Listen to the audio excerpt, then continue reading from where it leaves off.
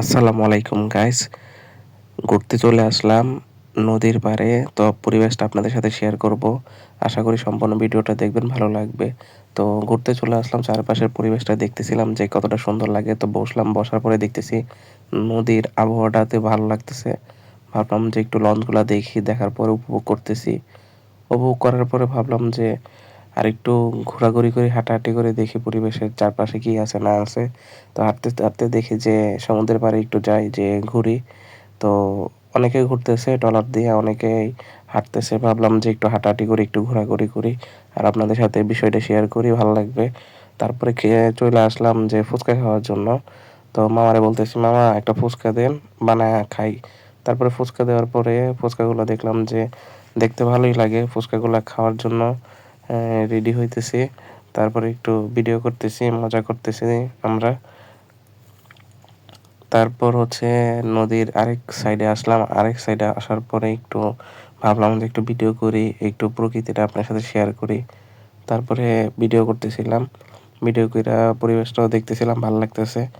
তো নদীর পানিগুলোও দেখতেছি, এদিক দিয়া লঞ্চগুলা একের পর এক আইসা কাছাতে ঠেকতেছে। আর আমি ঘুরতেছি, দেখতেছি, ভিডিও করতেছি। তারপরে হচ্ছে ঘুরতে ঘুরতে লঞ্চের কাছে চলে গেলাম। রাত হয়ে গেল, ভাবলাম যে লঞ্চের একটা ভিডিও করি। সুন্দর একটা বড় লঞ্চ আসছে। লঞ্চের একটা ভিডিও করার পরে আপনাদের সাথে শেয়ার করব। এরপরে লঞ্চের ভিতরে উঠলাম, উঠার পরে পরিবেশটাও দেখতেছি যে এখানে হচ্ছে চেয়ার কোর্স আছে।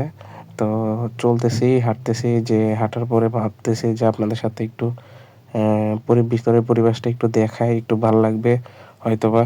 তারপরে হচ্ছে সাইডে থেকে নামলাম, নামার পরে এটা হচ্ছে আউটসাইডটা লঞ্চের। তারপরে হচ্ছে একটু দেখতেছিলাম যে কখন ছাড়বে। তারপরে হচ্ছে চলে আসলাম ঢাকাতে। ঢাকাতে আসার পরে একটা রিক্সাতে উঠলাম, ওঠার পরে গন্তব্যস্থানে যাচ্ছিলাম। যে সাইডেরটা ওদের সাইড মাইড রিক্সাগুলা, আবহাওয়াগুলা, তারপরে রাস্তাঘাটগুলো দেখতেছিলাম যে জ্যামজট আছে কিনা।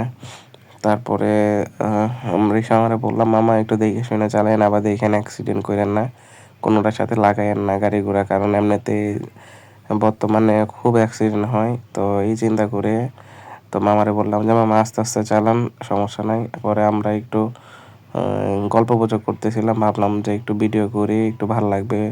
তো মামার সাথেও মাঝে মাঝে একটু কথা বলতেছিলাম যে মামা আপনি আস্তে আস্তে চালান, কথা রাখছেন। তো এইভাবে আস্তে আস্তে চালায় আমরা গন্তব্যস্থানে পৌঁছায় দেন, আপনিও নিরাপত্তা থাকেন, আমাদেরও নিরাপত্তা রাখেন।